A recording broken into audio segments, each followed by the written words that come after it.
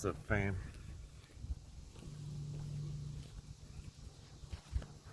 Mm.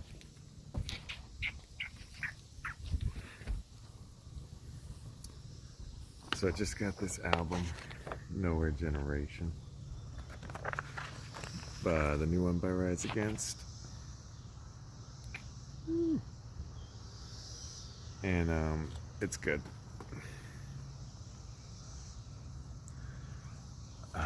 What I've realized is Rise Against has a youthful romance in their music, and also a dreamy romance that they apply to the world in, like, generally a very political sense, actually, which is funny. So they're treating very worldly issues in a dreamy way.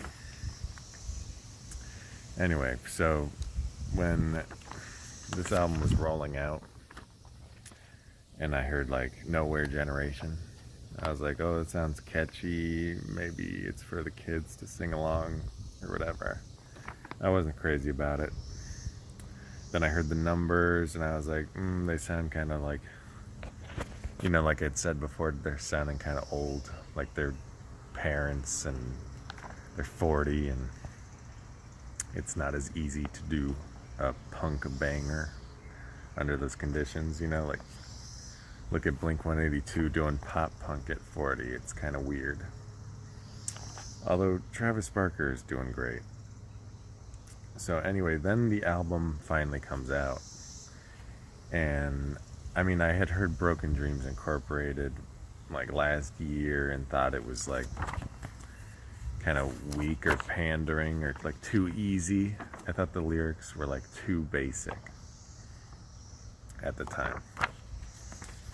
And then I heard Talking to Ourselves, and that also made me think, same as Broken Dreams, I was like, it's kind of like there's not a lot of depth behind these lyrics. It's just kind of like complaining in a protest revolt song in a shallow way. So anyway, that was all on the first side. And so the first side I actually think is weaker than the second side, personally. And let me tell you why.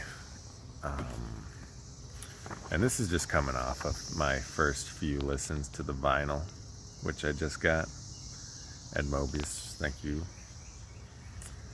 And let me see. Now, after listening to this a few times, I was against it. I thought I wasn't going to like it. But I heard Monarch before I bought this. And Monarch actually was sounding pretty good to me. I actually enjoyed Monarch. I don't like when he's like, I'm not a prisoner to your empty fucking words. I mean, I guess it's kind of funny, but just coming from him, I'm like, I wasn't hearing the same conviction that I used to hear in like Suffer and the Witness screams, and like those angry moments were just so much more like, they just hit harder. Saying like, your empty fucking words kind of sounds like I'm arguing with a teen girl. But yeah, Monarch, I actually enjoyed the instruments, the mixing, production. Everything was like clicking for me, sounding like this is like, energetic, fresh Rise Against shit that I really like and grew up on. So that is really why I decided to buy this album, buy this record, and give it another chance, and give the band another chance, because, this was my favorite band for a long time. So I was receptive, and Monarch kind of changed my mind and made me actually support them again. So then Forfeit is the acoustic track on here, and I also like that one too. It's very sweet. It almost sounds like he's speaking to the young generation, maybe his kids, maybe kids he's seen in the world. and trying to console them, like with how, hit with his own fortitude. Um, yeah, there's some cicadas still out over here.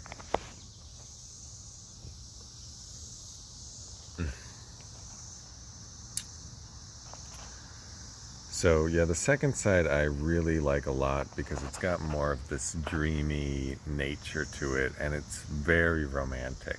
Like the romance, the youthful romance of Rise Against kind of came back to me. Like I wasn't being critical of the lyrics for being shallow. I was like, no, these are, romantic cliches that, are beautiful to sing along with and to make a chorus out of. It can be quite beautiful. So, and I think that is one of his best skills in lyric writing is capturing that. Although I really miss some of the poetry of Ready to Fall, and like Revolutions Per Minute had a lot of poetry that I really miss from the band. But I'm still enjoying this. This seems more focused on like a very cohesive and consistent message for the youth to, not give up, basically. And that's a admirable task at hand. So, like one of the songs is literally called "The Middle of a Dream," so that captures exactly what I'm saying.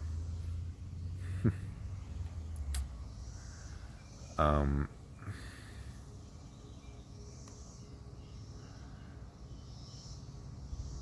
oh, now I'm getting to one of my favorite tracks. Actually, I don't want to talk about every track, but "Rules of Play," the last track of the album, I really dig it. The chorus,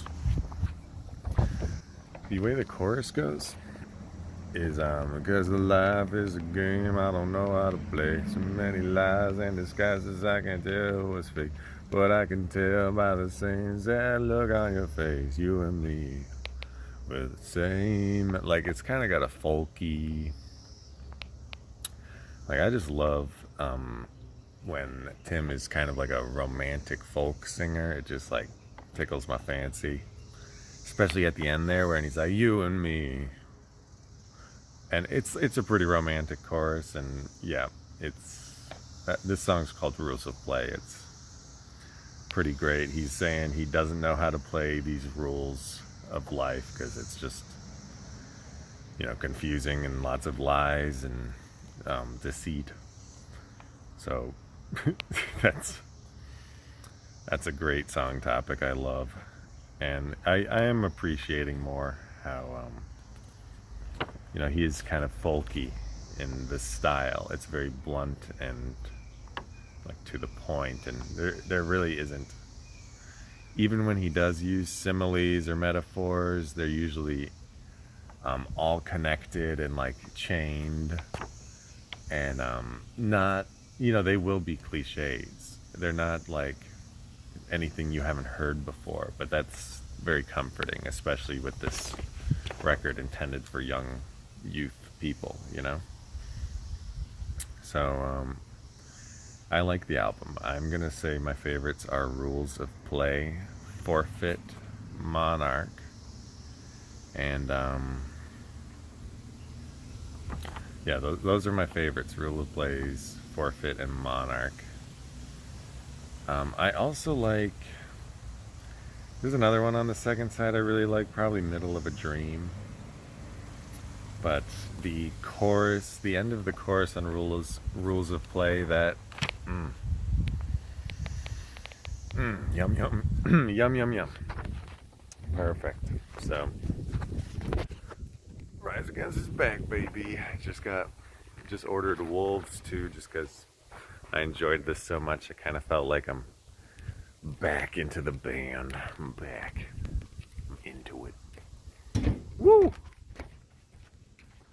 So, thanks for watching. Catch you later.